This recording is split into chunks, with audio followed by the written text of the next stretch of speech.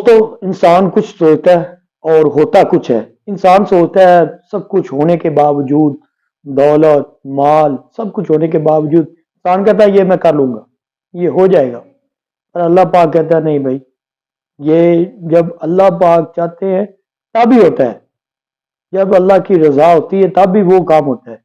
ये अल्लाह की रजा पे हर इंसान को खुश रहना चाहिए और अल्लाह की जिस सतह पे अल्लाह पाक रखे और जिस लम्हा में, हर लम्हा में अल्लाह का शुक्र अदा करना चाहिए और अल्लाह की रजा पर हमेशा खुशी से और अल्लाह के जो भी फैसले हैं उस पर राजी रहना चाहिए।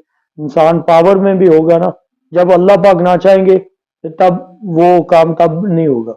जब अल्लाह पाक चाहेंगे फिर इंसान के पास कुछ भी नहीं होगा ना, तब वो काम सीधा हो जाएगा।